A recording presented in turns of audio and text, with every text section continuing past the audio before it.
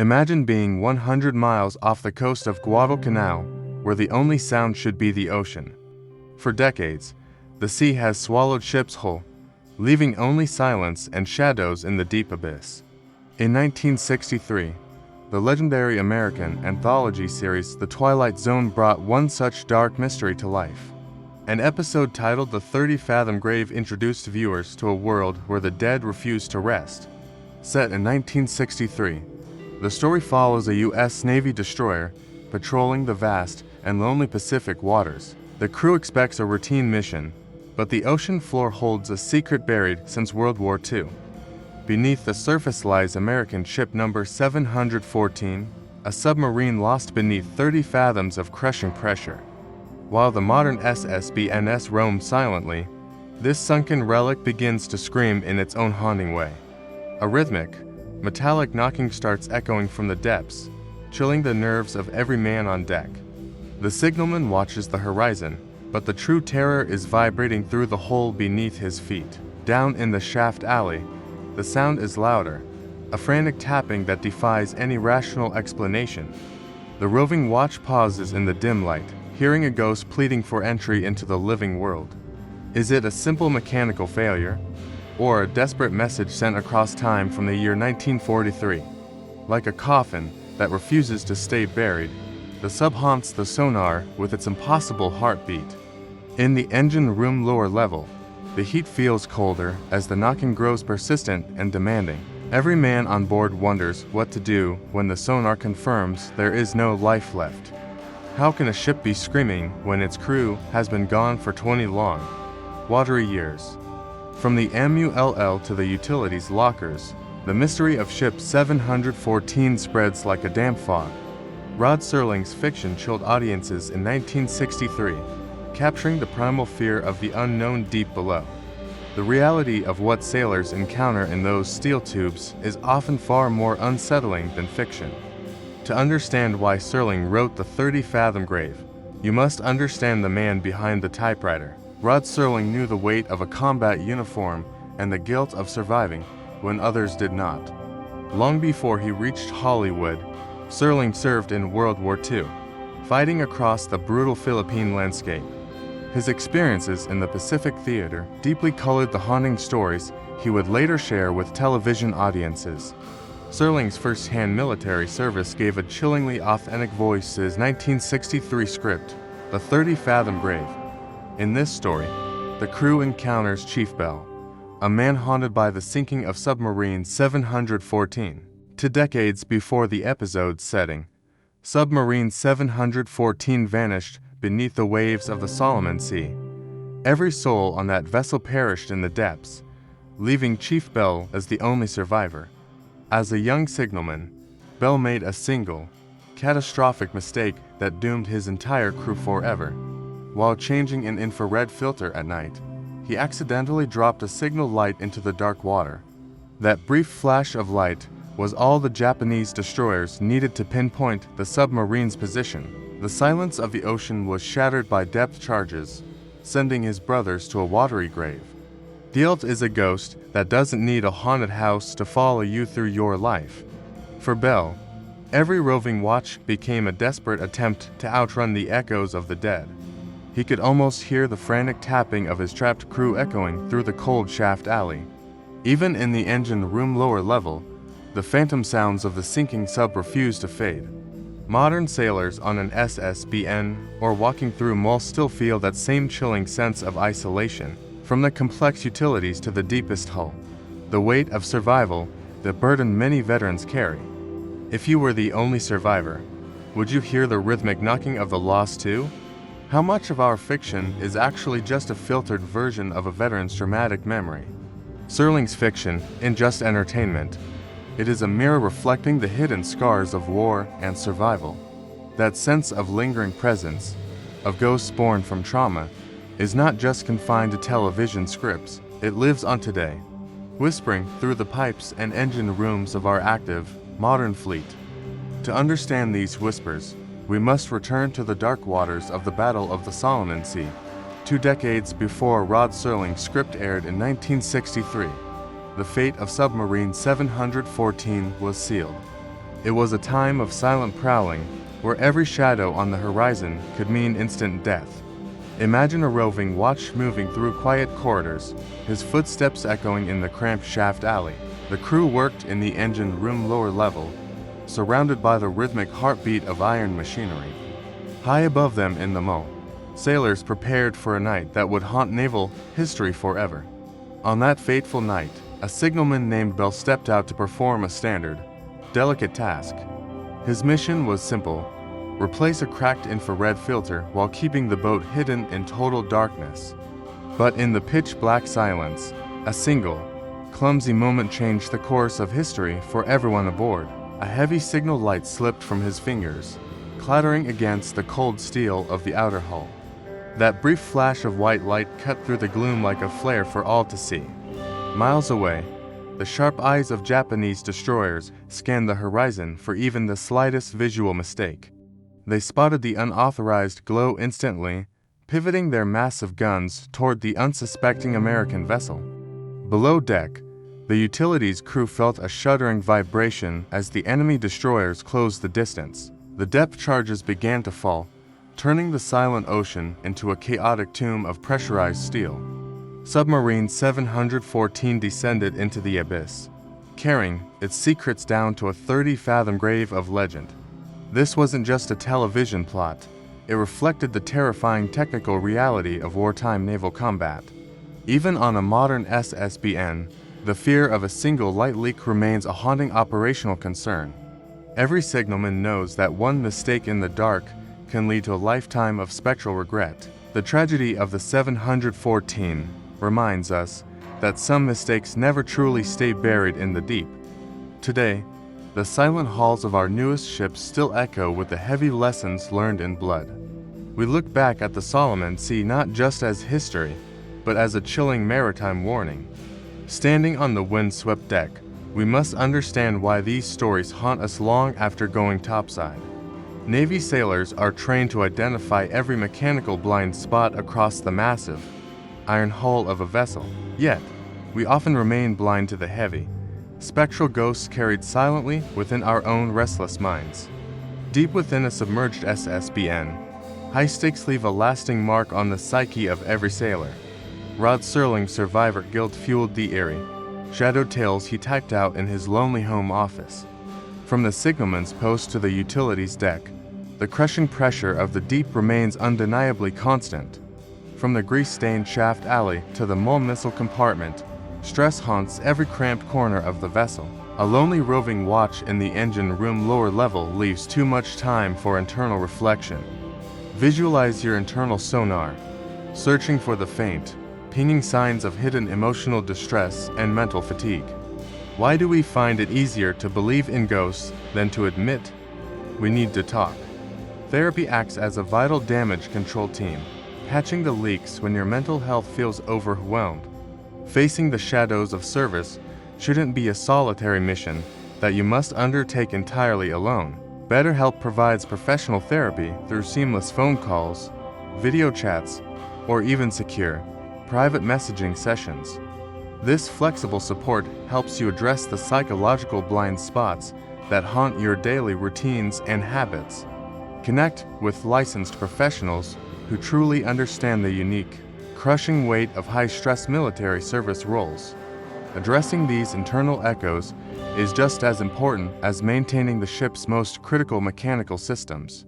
Whether your ghost is in the machine or the mind, you deserve a safe space for healing. Taking that first step toward mental clarity ensures you are ready for whatever lies on the horizon. Now, let's return to the dark water and look at a sighting that defies any logical explanation. The vast ocean holds ancient secrets that even the most grounded sailor cannot easily ignore or explain. Let's start with an account from the engine room lower level, where machinery hums play tricks on ice. A sailor known as Ice Sir recalls a mid-watch shift that changed his perspective on shipboard reality. He was stationed deep within an SSBN, patrolling the silent, vibrating heart of a submerged nuclear submarine.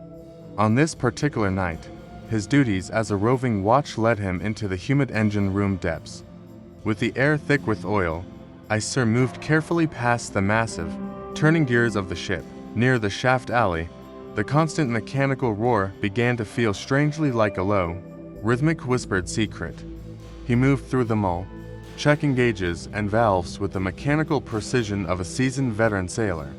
But, as he descended toward the engine room lower level, a sudden flicker of movement caught his eye. Standing in the deep shadows was a figure whose presence defied every standard protocol of the modern Navy. The uniform was wrong, immediately striking Icer as a relic from a different era of military service. The figure looked like a signalman from the past, wearing light blue utilities phased out years ago. The Navy had officially retired those specific garments 3 full years before this eerie mid-watch encounter occurred. In the dim light, the phantom sailor stood motionless, his outdated uniform looking crisp and oddly professional. Icer froze, wondering how a man wearing retired clothing could possibly be standing on his active boat. The chilling truth lay hidden in a dark tragedy that occurred exactly 1 decade before this silent meeting. In that very engine room lower level, a lonely sailor had once chosen to end his own life. On the day of his death, that man was dressed in the same light blue utility blouse.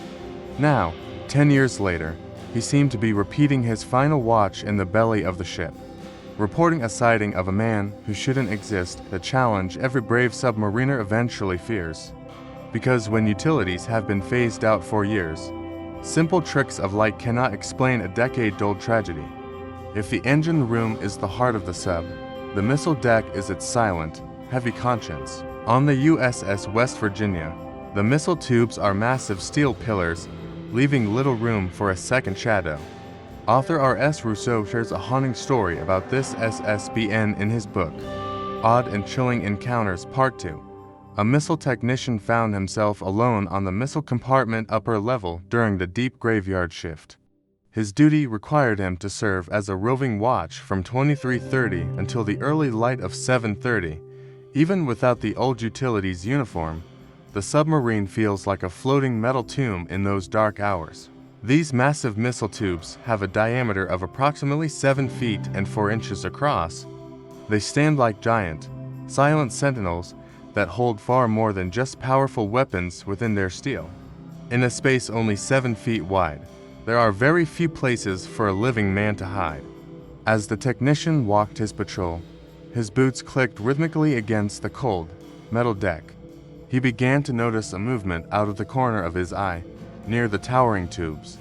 A dark, moving shadow appeared to be matching his pace with uncanny, predatory precision. What does it mean when your shadow starts moving at a completely different pace than your own feet? He stopped dead in his tracks, yet the dark shape seemed to take one extra, lingering step.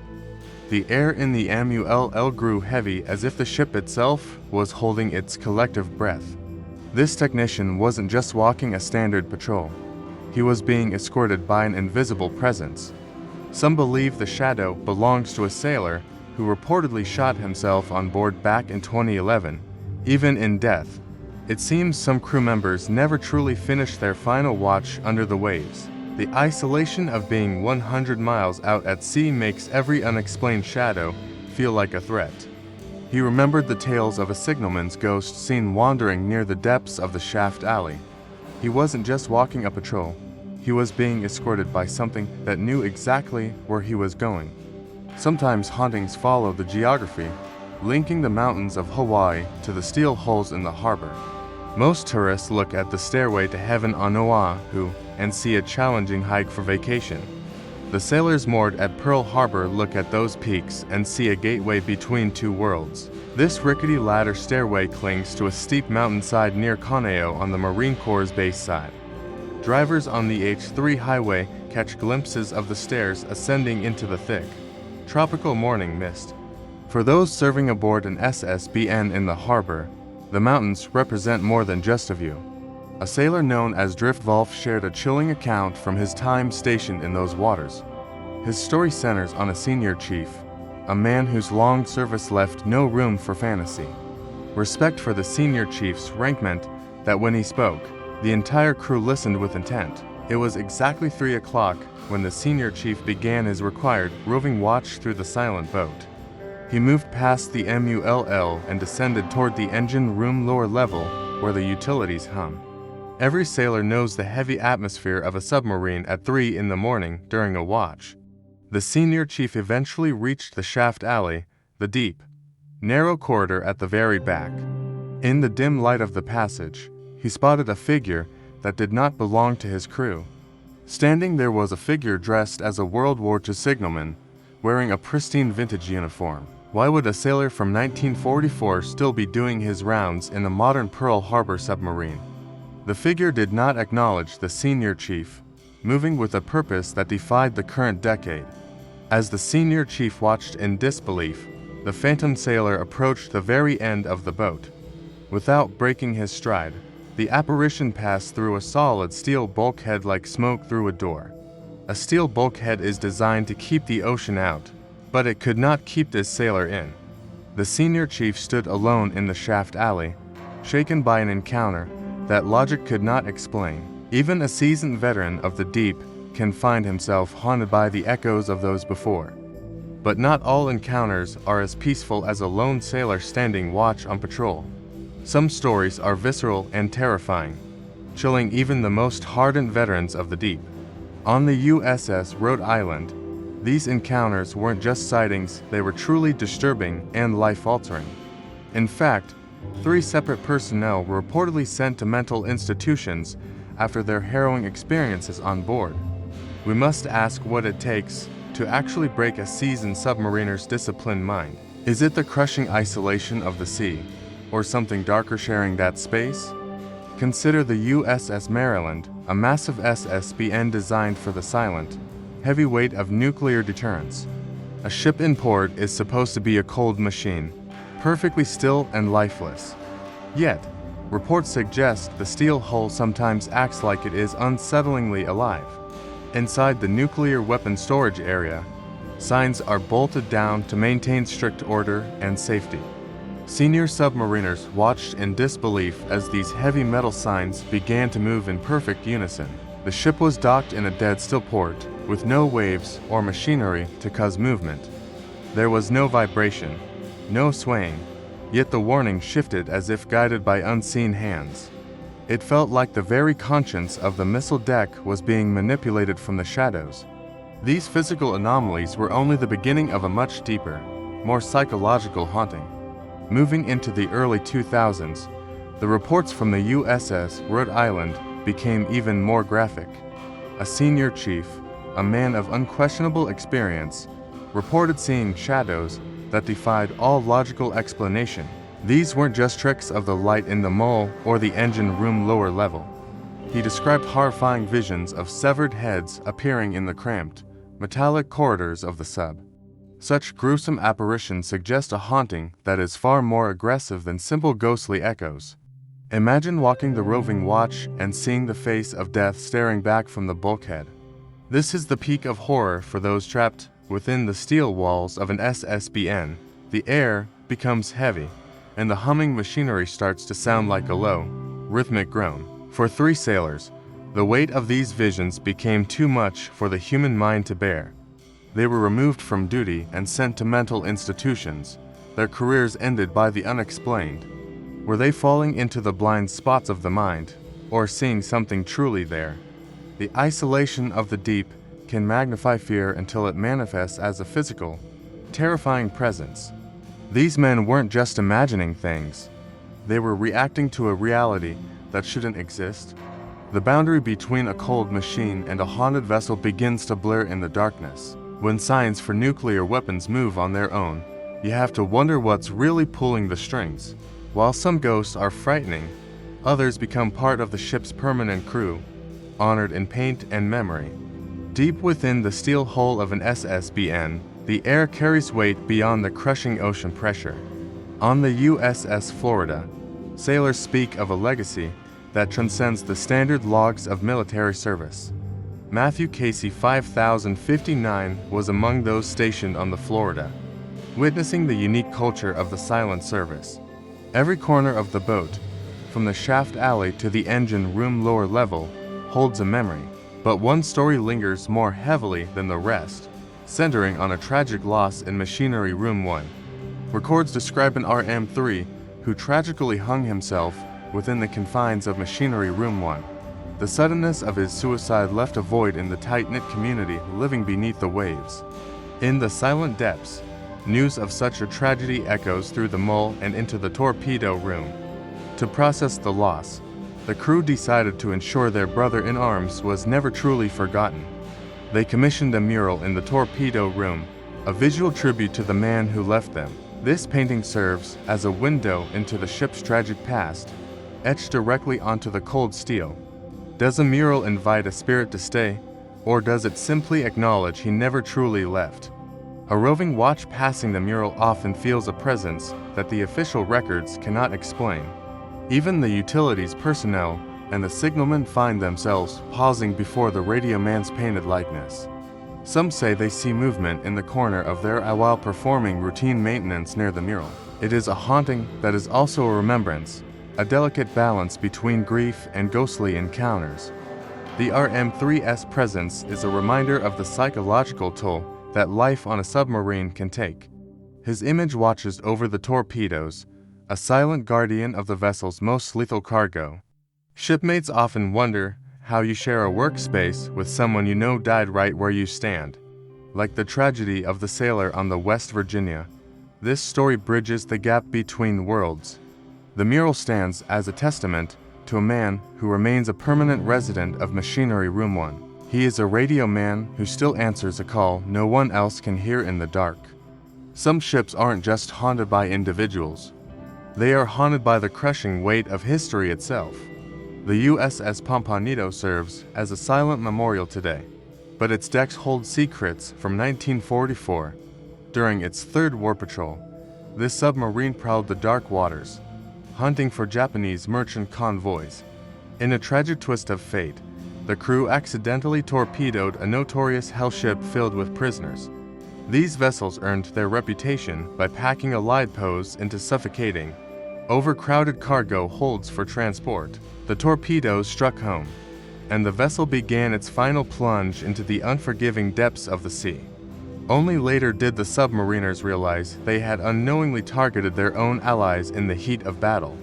Amidst the oil and wreckage, the crew of the Pampanito began a desperate, frantic rescue mission.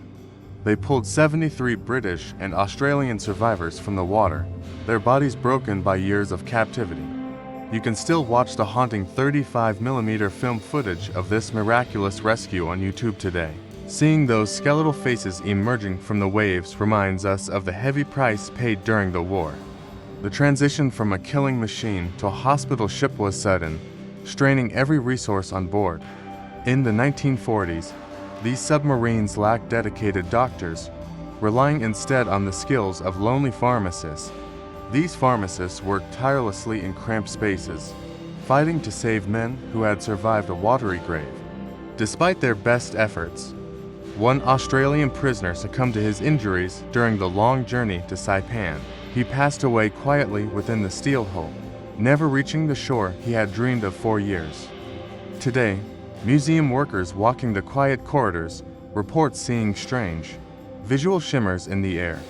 A roving watch might notice a flickering light near the shaft alley where the machinery once hummed. These ripples in reality often appear in the engine room lower level, where history feels particularly heavy. Perhaps these shimmers are the echoes of the 73 who lived, or the one who remained behind. Even without the nuclear power of a modern SSBN, the Pampanito radiates a lingering, restless energy. A signalman standing on the bridge today might feel a chill that has nothing to do with weather. Is a shimmer just a trick of the light, or a soul still trying to find the shore? Every valve and utility pipe seems to vibrate with the memory of that fateful rescue in the Pacific. While the mull of newer ships houses missiles, these older decks house the ghosts of accidental tragedies. If you look closely at the old footage, you see the survivors' faces clearly in the grainy frames. But on the ship today, you only see the faint shimmers of those who never truly left. The USS Pampanito remains a guardian of a history that is as beautiful as it is devastating. Beneath the dark waves, the weight of history is often found in the heavy silence of the past. To understand the shimmers on the Pampanito, we must look at the men who held the line. During the 1940s, a submarine was a steel war machine that rarely carried a dedicated medical doctor. Instead, the health of the entire crew rested solely upon the shoulders of a single pharmacist's mate. These men were trained for basic first aid rather than the catastrophic trauma of a naval massacre. When 73 starving survivors were pulled from the sea, the medical burden became an absolute nightmare. Rescued men were crammed into every corner, from the engine room lower level to the shaft alley. The roving watch struggled to navigate the decks, stepping over the broken bodies of exhausted survivors. The pharmacist's mate looked at a sea of suffering he was never truly equipped to heal. Without a surgeon, he performed desperate triage while the submarine raced toward the safety of Saipan. Every groan in the mull echoed like a haunting reminder of his severely limited medical supplies. The ship's utilities were never designed to support so many souls in such a dire condition. Despite his tireless efforts, one survivor succumbed to his wounds before they could ever reach land. That single death weighed more heavily than the crushing pressure of the deep ocean outside. Imagine the signalman's solemn face as he recorded a burial at sea from the crowded bridge. The psychological toll did not end at the shore. It settled into the very steel of the vessel. Even on the modern SSBN, sailors speak of the heavy air left behind by such immense trauma. These are the shimmers, the echoes of a man trying to play doctor with a first aid kit. The engine room lower level still feels crowded, as if those 73 ghosts never truly left. Every shadow in the shaft alley reminds us of the human cost of mercy during wartime. The trauma was not just physical, but a spiritual weight that permeated the metal hull forever. To walk these decks today is to step into a corridor of unresolved grief and survival. Every valve and pipe seems to hum with the memory of the men who fought to breathe. This is why the Pampanito is more than a museum. It is a living, breathing monument. We must listen to the whispers of the pharmacist's mate to understand the shadows in the dark. Even before a ship hits the water, it can be claimed by the ghosts of its past. The USS John Marshall was reportedly haunted while it still sat on the shipyard blocks. Built at Newport News in the early 1960s, this SSBN carried secrets from its birth. A tragic accident claimed a shipyard worker's life while the massive hull was being assembled. They say the worker's spirit never left the steel frame he helped to build. Watchstanders in the engine room lower level often felt a heavy, watchful presence nearby. In the mull, the cold air would suddenly thicken as if someone were standing guard. A roving watch might hear rhythmic tapping echoing through the empty, silent shaft alley. The signalman on deck sometimes glimpsed a figure in coveralls that vanished into the shadows. Maritime tragedy weaves a tapestry that stretches from modern steel back to wooden hulls. Leaving the nuclear age behind, we find echoes of the past in the Baltimore harbor. The USS Constellation stands as a silent sentinel of the War of 1812's bloody legacy. This wooden sailing frigate holds centuries of history within its weathered oak timbers. Visitors often report the sound of ghostly boots pacing the deck in the dead of night. Like the Pampanito, this museum ship serves as a bridge between the living and the dead. The utilities officer recorded strange occurrences that defy any simple, logical explanation. Does the ghost of a shipyard worker feel his vessel leave him behind in port? What connects a modern nuclear sub to a wooden frigate from another century? Hauntings are the barnacles of history, attaching themselves to everything that ever floated. Whether in Newport News or Baltimore, the past refuses to stay submerged for long. Sailors often speak of shadows that move against the current in the dark corridors. These spirits seem bound to the iron and wood that became their final resting places. Every rivet and plank holds a memory of the men who gave their lives. The transition from the steel yards of Newport News leads us to a strange, industrial haunting. Deep within the Newport News Naval Shipyard, the USS John Marshall began its journey in the early 1960s. This powerful SSBN was born in an era of cold steel, nuclear power, and heavy shipyard machinery. Even during construction, Workers reported strange echoes bouncing off the massive hull of the SSBN 611. Imagine a roving watch walking the silent corridors before the ship ever even tasted salt water. They say the shaft alley held a coldness that felt entirely out of place for a shipyard. In the MUL, or missile compartment upper level, shadows seemed to move against the industrial lights. A signalman once claimed to hear voices whispering through the pipes before the crew ever arrived. These industrial ghosts are tied to the grinding gears and the weight of modern naval engineering. They haunt the engine room lower level, where the utilities hum with a strange, rhythmic energy. But the nature of these hauntings changes when we trade nuclear steel for weathered wooden planks.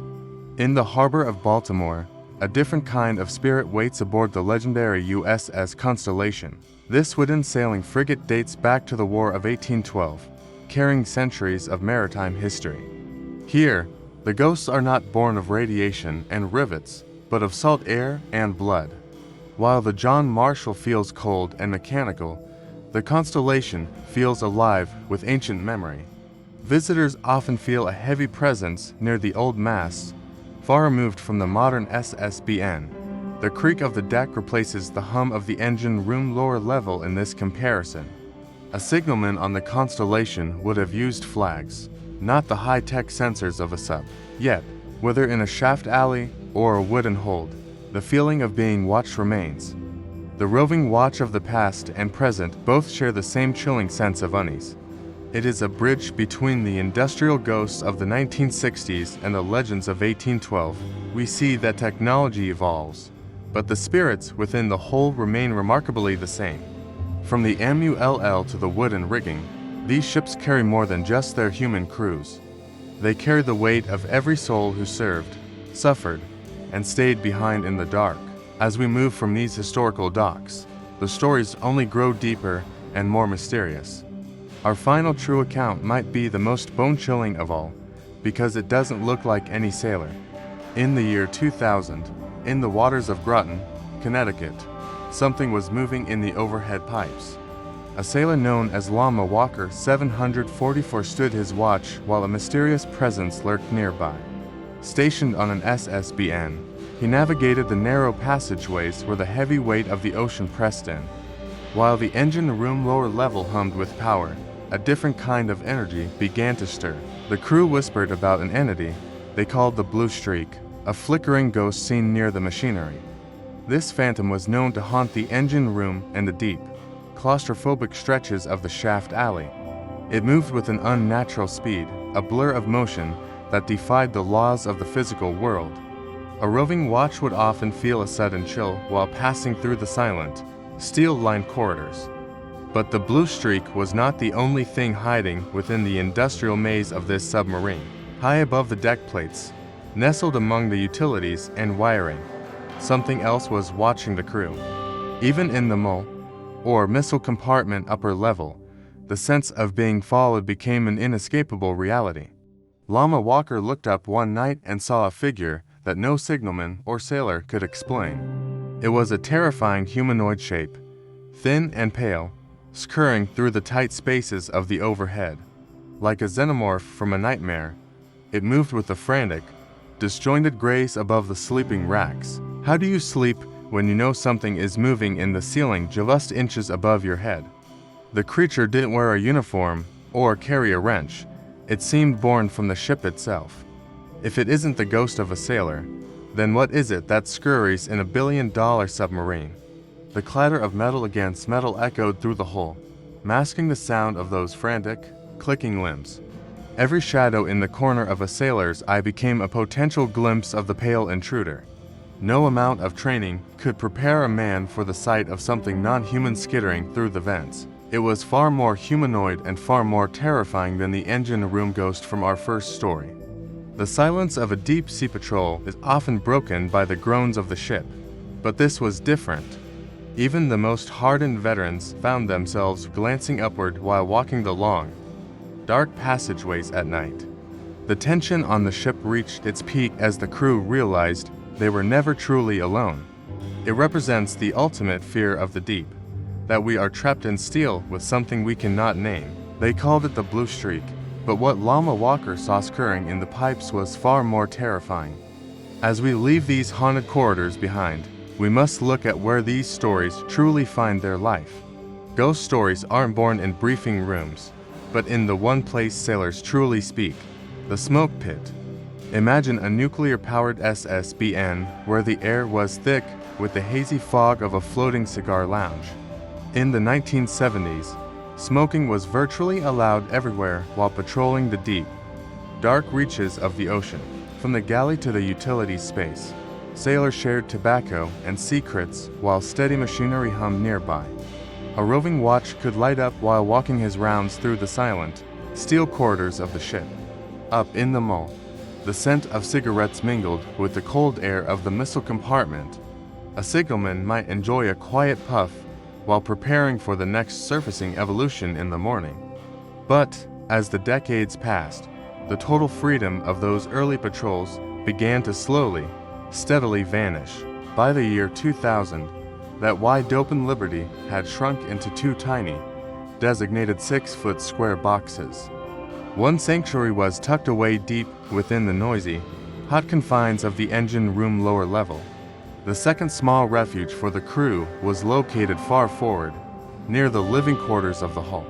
Sailors would migrate from the shaft alley to spend 10 minutes in these crowded, smoke-filled areas. In these tight spaces, the social media of the pre-internet Navy flourished among glowing embers and whispers. These tiny squares became the nerve centers where the most chilling ghost stories were finally given a voice. Can you imagine the intensity of those conversations when dozens of men shared such a confined space? It was here that the unspoken news of the ship traveled faster than any official communication could. Every strange shimmer or unexplained sound eventually found its way to the smoke pit for the crew. While the Navy changed its rules, the tradition of sharing legends beneath the waves remained stubbornly constant. The transition from total freedom to restricted boxes only made the stories shared within them feel intimate. But the smoke pit was more than just a place to light up. It was the ship's unspoken center. When the Navy officially banned smoking in 2010, they severed the main artery of information on the boat. This drastic change didn't just affect health. It silenced the ship's most vital and informal communication network. Imagine a world beneath the waves where the ship's internal Wi-Fi was suddenly and permanently switched off. On an SSBN, the smoke pit was the only place where the rigid hierarchy finally started to dissolve. The National Library of Medicine actually studied this phenomenon, proving the smoke pit was essential for crew function. Their published case study outlines the long history of tobacco cessation and the eventual ban on military ships. Researchers looked closely at how these social hubs facilitated the rapid transmission of vital shipboard news and rumors. For decades, the roving watch and off-duty signalmen shared more than just a light in those cramped spaces. They shared the secrets of the engine room lower level that never reached the ears of the captain. Statistical data reveals a fascinating divide between the men who led and the men who kept the watch. A majority of Navy officers and senior enlisted personnel, non-smokers, creating a natural information barrier. While the officers stayed in the wardroom, the junior sailors huddled in the mull to swap whispered stories. This demographic gap meant that most ghostly encounters remained exclusively enlisted secrets, hidden from official logs. How do you share a ghost story when the one place you can talk is suddenly banned? The eerie hum of the shaft alley feels much heavier when you have nowhere to discuss the shadows. Without the smoke pit, the stories of the engine room lower level were forced into the ship's shadows. The utilities crew and deckhands lost their sanctuary for processing the unexplainable events of the deep patrol. The study highlighted that taking away the smoke pit effectively silenced the boat's most honest social nerve center. These enlisted secrets were the lifeblood of the ship, moving silently through the ranks like a phantom current. If the officers didn't smoke, they likely never knew what was truly happening in the dark shaft alley.